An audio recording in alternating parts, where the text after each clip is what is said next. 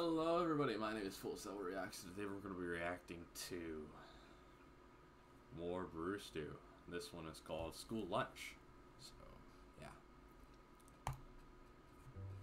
Alright, school lunch. Nothing better than lunchtime to break up the school day. Give you a nice little break from learning about social studies or erosion, goddamn isosceles triangles, I don't know. You sit there with your asshole friends, everybody's showing off their sweet lunch boxes. I got angry beavers. I got the Herculoids. I got this sweet-ass 2D lunchbox. You know, from the Facts of Life. Anybody? God damn it, am I the only one that watches TV Land in this bitch? What? And you'd sit there and you eat your stupid little lunch, your peanut butter and jelly, a fruit roll-up, piss-warm Kool-Aid that you kept in your Jefferson's thermos. My friend Michael, he'd always have the shittiest food in his lunch that he'd try to auction off, trade away to some poor bastard. I'll trade you this dirty rhubarb for your fruit roll-up. Nobody wants your stupid-ass rhubarb, Michael. Jesus Christ. It's not our fault your mom packs your lunch like we're in the Great Depression. Of course, we could always buy a school lunch from our manly-ass lunch ladies. Lunch ladies that look like they bounce nightclubs on the side. They got like stubble and dirt mustaches that would make any 13-year-old boy going through puberty pretty jealous. $1.40, please.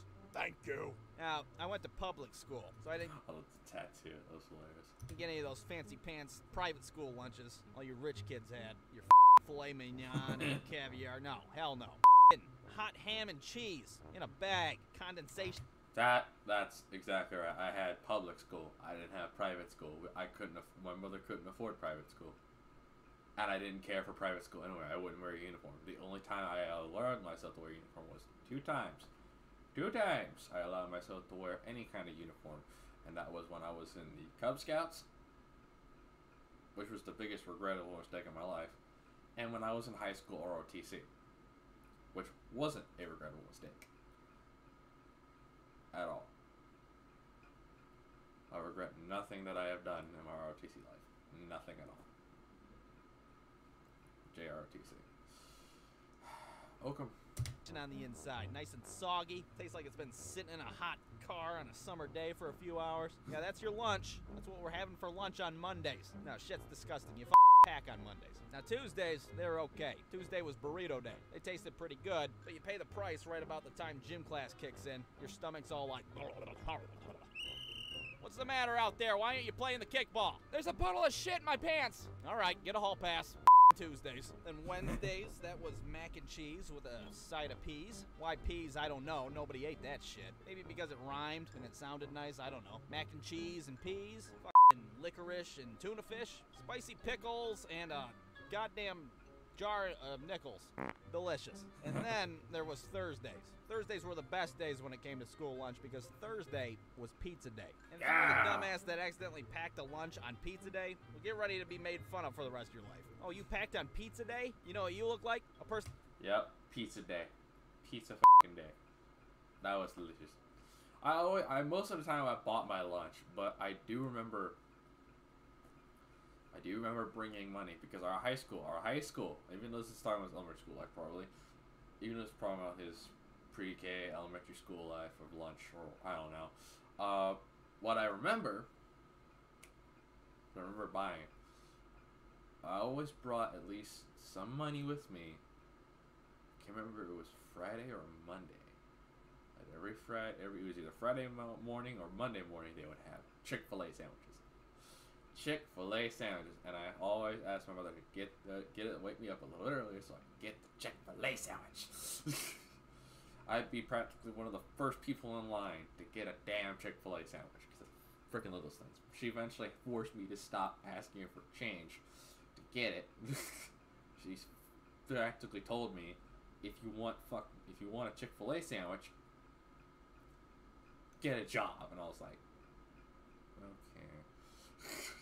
Never had a Chick-fil-A after that, but Chick-fil-A sandwiches. Mwah. Glorious. That makes shitty decisions. Now, get away from me before you up my life. The pizza was so damn good. Even today, as an adult, I'll be like sitting in traffic somewhere and I'll just think about that pizza. Like, God damn, that was a good-ass pizza. It's like the most precious thing you could have when you were 9 years old. It was valuable. You could trade anything you wanted for it. I seen a kid shove a dime up his nose and then cough it out on the table. Blah. all for an extra piece of pizza. Like, dude, you're gonna give yourself sepsis for Christ's sake. All for a bag of Tony's pizza. But no matter what day it was, lunchtime would always end the same way. For the last 10 minutes of lunch, the man ladies would turn off the lights, which meant everybody had to shut the f up. If you were caught talking, one of these linebacker women would make you stand up, and standing up was a bad thing. I don't know, we didn't want to stand up. I didn't have that. I didn't have that at all. I didn't have that, I guess. I was lucky, but I didn't have that. I guess. Sometimes the lunch ladies would appoint a fellow classmate to be their little deputy and walk around, make sure you weren't talking. And you'd always have that one asshole who'd let all that power go to his head. Stand up, you're talking! Fuck you, Michael, I'm not standing up. We're supposed to be on the same team, you goddamn traitor. Well, you didn't trade your goddamn fruit roll-up to me, so stand up! I swear to God, Michael, I'm gonna stone cold stunner you as soon as we leave here. I am the law! So you just stand there, have everybody oogle at you until it was time to leave. Oh man, he looks like such an idiot. Look at him standing up and everybody else is sitting down. What a stupid idiot. Then your teacher would come and you'd go off. And that was it. Michael would get stone cold stunnered for his bullshit shenanigans, and everything was right in the world. Yeah, hell yeah! Brewstew. I can respect the Stone Cold fan. Yes, I watch wrestling, okay? I watch wrestling. I know it's fake, but I watch wrestling. It was my childhood, okay? Alright, so this next video is from same person, Brewstew, and it's about walking home from school, so yeah. Alright, now when I was a kid, I walked to and from school. And I've noticed that not many kids do that anymore because, well, the world's a dangerous place these days. People like to snatch kids up off the street. Now maybe it was different in the 90s, or maybe my parents just didn't care all that much. Oh, they're fine as long as they stay in groups. Who's gonna be able to stuff 4 kids in a van all at the same time? Besides, if anyone gets kidnapped, it'll be the dumb one in the Scottie Pippen jersey. Isn't that right, Michael? I once pooped in my cat's litter box. You see, they'll be fine. Now, the walk to school was not very interesting in general, but we would play a game called field goal. And how you play field goal is, you run up behind somebody and you kick them in the ass. Kinda like you're kicking a f***ing field goal. It's not a very complex game. I mean, there's only one rule, and that is that you have to yell field goal right before you do it, just to give that person a split second to tense up and realize, oh, I'm about to get a size 4 philo right up my asshole. So we'd pretty much kick our own asses all the way to school, and that was that. Now, the walk home from school was totally different. Class is over, it's time to get your ass home. Pokemon's on at 4 o'clock, goddammit, I gotta get out of here. Now, on our journey home, there were a few landmarks that we would pass. Of course, the first one would be the porn shop that was 100 yards from the school. Oh, sick, look at...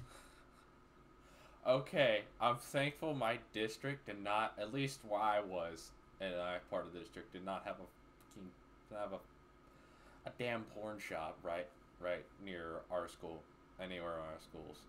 Thank God. That'd be the discussion of the town. That pervert! Oh, God damn it! But after that, we would be at the corner of the road where Linda the crossguard lady was. And Linda was a little off her hinges. She would say all these euphemisms and metaphors, and we wouldn't have the first idea what the hell she was talking about. It's a pretty nice day out today, ain't it? You could wax a water buffalo on a day like today. What the f is she talking about? Just don't look at her. If you make eye contact, she keeps talking. Like my pappy used to say, how you gonna pet your porcupines if you got no pine tar? You know what I'm saying? No, Linda, I sure as hell don't. I don't care how many porcupines you pet. I just want to cross the goddamn street. So from there, we head over to the Long John Silver's, or more specifically, the dumpster behind the Long John Silver's. And it would be here where we would dare Michael to swim through the garbage for money. Michael, I'll give you a nickel if you doggy paddle your ass through the dumpster. Okay, I never walked home from school at any point, but I always do remember doing dumb stuff like this. This was hilarious. In middle school, we did dumb stuff like this. This was golden. I'm a dirty little bastard. Sounds good to me. Whoopee! Oh my God, he actually did it. Michael, your ass is gonna get meningitis or some shit. I don't care, I'm rich as hell. Ooh, there's hush puppies in here. So after Michael's dumpster diving, sometimes if we were feeling frisky, we'd actually go into the Long John Silver. But since we're 9 years old and we got a whole $1.47 among the 4 of us, there's not a whole lot we can buy. The only thing that we can get is a box of crumbs. And if you don't know what crumbs are from Long John Silver's, well, it's where they take the leftover flaky and crispy parts from the fried fish, put it in a box, and serve it as a f***ing side dish. Sure, it's disgusting, and it knocks a decade off your lifespan every time you eat a box, but again, we're 9 years old, what the hell do we care? How much does it cost for a box of crumbs?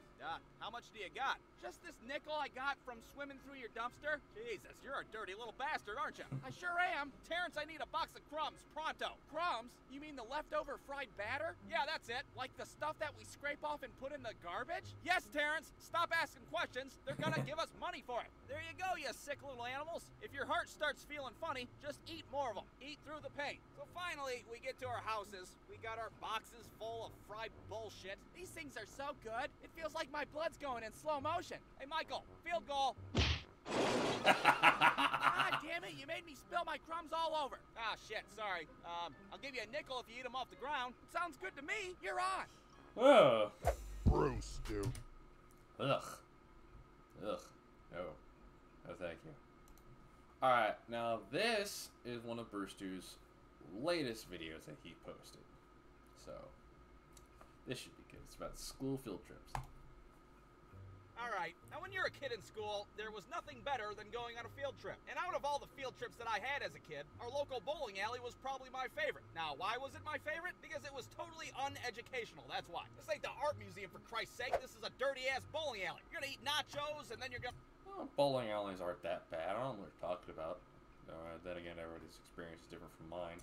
A bowl of sorry-ass 29 in 10 frames. You're not gonna learn anything. Now, when we would do field trips at my school, we would be put into groups, and then parents would volunteer to chaperone our little asses. And my group consisted of me, this kid Brandon, his dad as the chaperone, and this other kid Eric. Now, nobody was a big fan of Eric. For one, Eric was a dirty little bastard. He was the kid that'd be picking his nose in class, or he'd be digging in his ass crack at recess.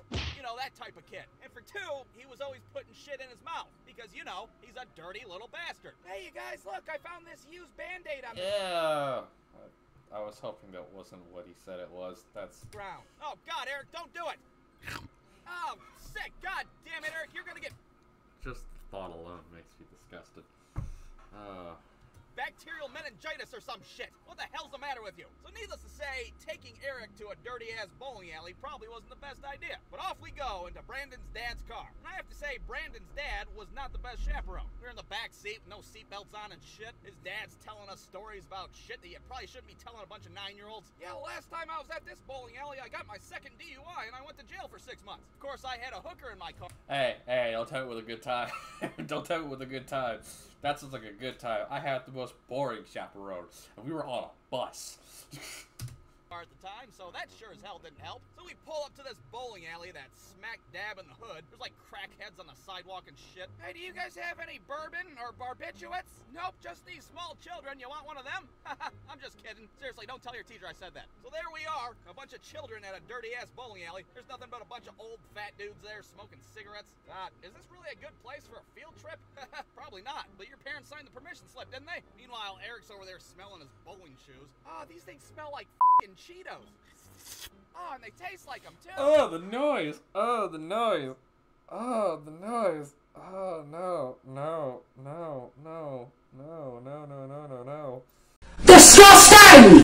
No, the noise. Now, I don't know if you've ever went bowling with a bunch of 9-year-olds before, but it's absolute chaos to say the least. You got kids hurling 14-pound bowling balls at the floor and shit. Yeah, can the little asshole on lane 6 stop hucking bowling balls like it's a fucking shot put? You're gonna break the goddamn bowling alley. What the hell's the matter with you? We're putting fake names into the computer and shit. Whose turn is it? Well, let's take a look here. It looks like it's, Hugh Janus. Hugh Janus? Is there a Hugh Janus here? Yeah, lane 6, can you stop shouting about your giant asshole, please? You're freaking out the whole goddamn bowling alley. What the hell's the matter with you? So after a couple of hours of haphazard bowling and ingesting secondhand smoke, it was time to leave. The only problem was, nobody knows where the hell Eric is. Where's little Eric at?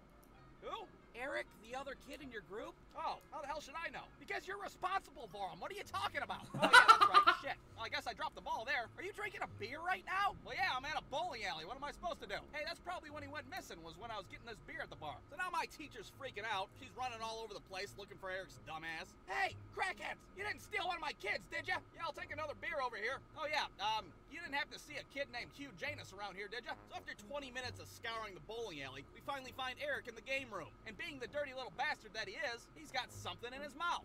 What is it that's in his mouth? Well, I'll tell ya. A bunch of fucking quarters. Oh, sick, he had a bunch of quarters in his mouth. He's like a shitty piggy bank. The look on my teacher's face, she didn't even know what the hell to say. Eric, what the fuck? I was washing them with my mouth so I could make them shiny and clean. Eric, you're gonna get bacterial meningitis or some shit. All right, that's enough bowling for one day. Everybody, get out. And that was the end of our field trip. So maybe I was wrong about the bowling alley. Maybe it was more educational than I thought. After all, I learned a lot that day. Things like DUIs and hookers are bad for you. And that bowling shoes can taste like Cheetos. And I learned a great way to make my loose change shiny and clean. Hey kid, you got any spare change I can have? Ah, sick, what the Brewstew duck. Oh man, that's classic, man. That's classic. Oh damn, that's good. All right. Anyway, if you liked the video, be sure to hit the like button. If you want to see more videos from me, then be sure. There it goes, my dumbass not being able to talk.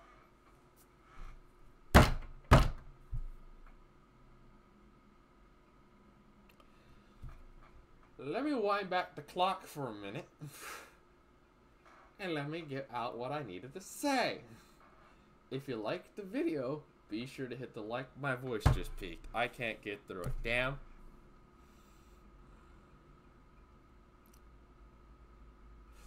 If you liked the video, be sure to hit the like button. If you want to see more videos from me, then be sure to hit the... I can't even go in at the fast pace. I'm trying to... Oh my god.